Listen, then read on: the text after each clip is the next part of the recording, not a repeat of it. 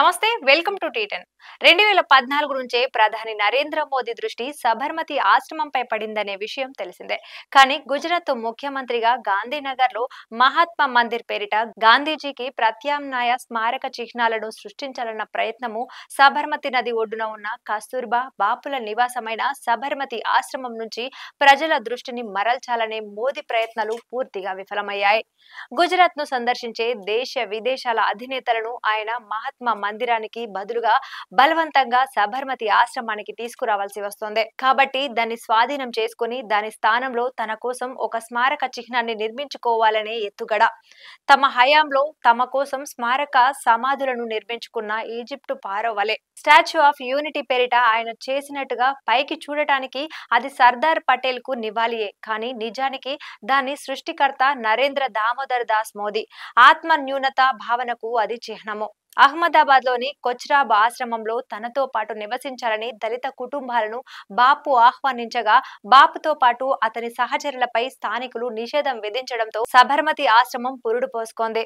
స్వీయ అస్తిత్వం, స్వావలంబన, స్వయం సమృద్ధితో కూడిన సాంప్రదాయేతర అందరినీ కలుపుకొని పోయే ప్రజాస్వామిక సూత్రాల ఆదర్శవంతమైన సమాజాన్ని సృష్టించాలనుకుంటే ఈ నియంతల బస్తీకి దూరంగా వెళ్లిపోవాలని బాపు గ్రహించారు.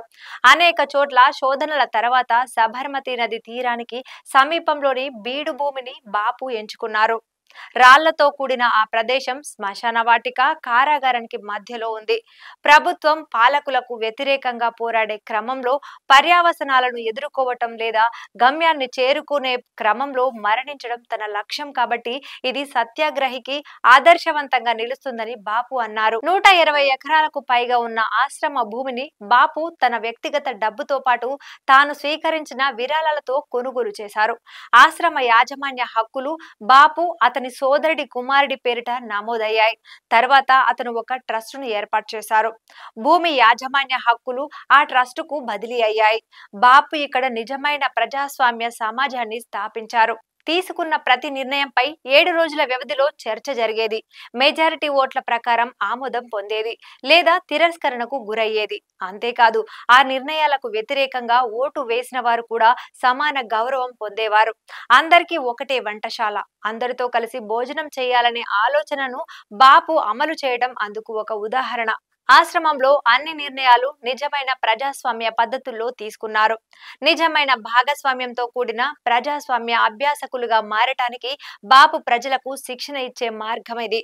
చౌరీ చౌరా వద్ద కొంతమంది సత్యాగ్రహులు పోలీసులను హత్య చేసిన కారణంగా విజయం అంచున ఉన్నదని చాలా మంది విశ్వసించిన ఆందోళనను తన సహచరులకు ఇష్టం లేకపోయినా సాహసోపేతమైన రీతిలో బాపు ఉపసంహరించుకున్నారు. దేశద్రోహ నేరం కింద సబర్మతి ఆశ్రమం నుంచి బాపును అరెస్టు చేశారు.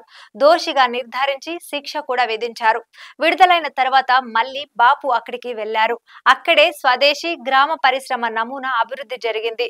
ఖాదీ వస్త్రం పునరుద్ధరణ జరిగింది. ఆ తర్వాత అది ప్రజాదరణ పొందింది కూడా ఇక్కడి నుంచే.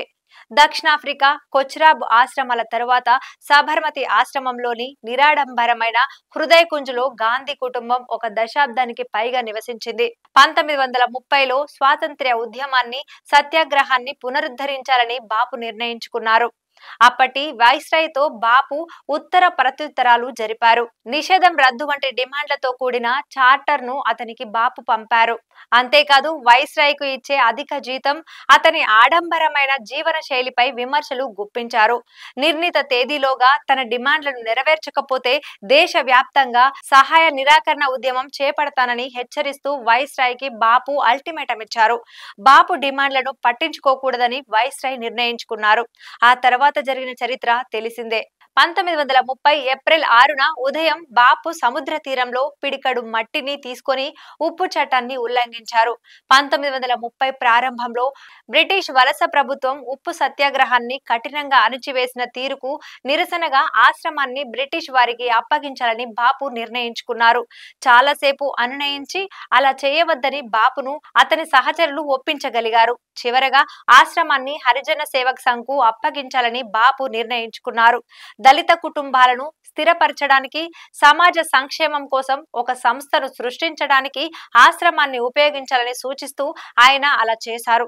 ఆ తర్వాత ఆశ్రమాన్ని విడిచిపెట్టారు. తాను ప్రేమించిన ఈ దేశానికి స్వాతంత్ర్యం వచ్చేంత వరకు ఆశ్రమంలో అడుగు పెట్టబోనని శపథం చేశారు.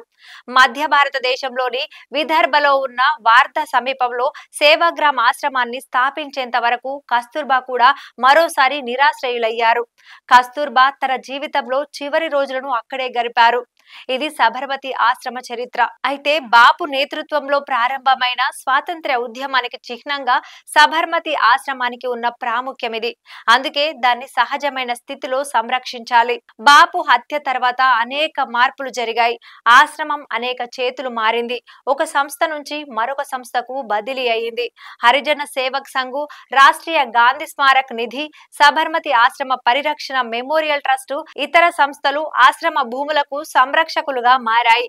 ఎక్కువ మంది వంటగాళ్లుంటే పులుసు చెడిపోతుందన్న సామెత నిజమే. ఈ సంస్థలు కూడా అదే చేశాయి. ఆశ్రమానికి ముప్పు ఏర్పడినప్పుడు వారు నిద్రపోతున్నట్టు నటించారు. సబర్మతి ఆశ్రమానికి చట్టబద్ధమైన సంరక్షకుడు ఎవరనేది ఇప్పటికీ ప్రశ్నార్థకమే. బాపు నిర్ణయమే తుది నిర్ణయం అనుకుంటే హరిజన సేవక్ సంఘ్ అసలైన సంరక్షకుడిగా ఉండాలి. బాపు ఆదేశాలకు, హెచ్చరికలకు అనుగుణంగా అది నడుచుకోవలసి ఉంటుంది. అన్ని మార్పులను పరిగణలోనికి తీసుకుంటే అనేక ట్రస్టులు సంరక్షక బాధ్యత తమదేనని క్లెయిమ్ చేయవచ్చు. అయితే ఇక్కడే కష్టాలు మొదలవుతాయి. గాంధేయ సంస్థలు ఒకదానితో మరొకటి సఖ్యంగా ఉండవు అనేది తెలిసిందే. ఈ నేపథ్యంలో మూడో పక్షం మధ్యలో దూరి సంస్థను స్వాధీనం చేసుకోవటం చాలా సులభతరమవుతుంది. సబర్మతి ఆశ్రమంతో ప్రధానమంత్రి, అతని అనుచరులు చేసిందిదే. భయపడే, స్వప్రయోజనాలు కోరుకునే ట్రస్టీలు వెనక్కి తగ్గారు. ప్రభుత్వ చర్యలకు సహకరించారు. ఆశ్రమ సంరక్షకుల నుంచి కొంతవరకు ప్రతిఘటన ఉంటుందని ప్రభుత్వము భావించింది. కానీ అటువంటిదేమీ వారికి ఎదురు కాలేదు. గాంధీ స్మారక చిహ్నాలకు ప్రభుత్వము ఏనాడు సహాయం చేయలేదనేది కాదు. అవసరమైనప్పుడల్లా అన్ని గాంధీ స్మారక చిహ్నాల వద్ద మరమ్మతులు, పునరుద్ధరణ పనులకు ప్రభుత్వము నిధులు సమకూర్చింది. అయితే అలా చేసే క్రమంలో ఇప్పటికే ఉన్న సంరక్షకులను పక్కన పెట్టాలనే ప్రభుత్వము ఎప్పుడూ ప్రయత్నించలేదు. ఆశ్రమాన్ని ప్రభుత్వము స్వాధీనం చేసుకుని దాని సంరక్షకులను పక్కన పెట్టాలని ఆదేశించడం ఇదే మొదటిసారి. ఇది నరేంద్ర మోదీ ఆయన నేతృత్వంలోని ప్రభుత్వ తీరు. ఈ ధోరణి చాలా ప్రమాదకరమైంది.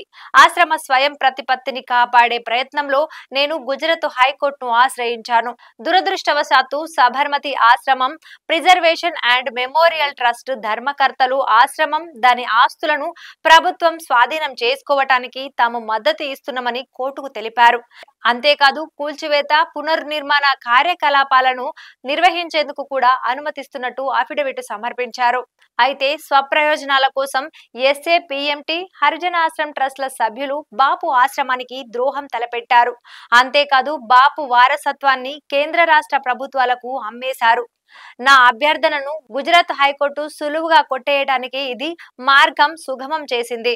మోదీ ఒక నిరంకుశుడు. ప్రజాస్వామ్య ప్రక్రియను ఉపయోగించి అధికారాన్ని చేజిక్కించుకొని ఆ తరువాత దాన్ని అతను వదులుకుంటాడు.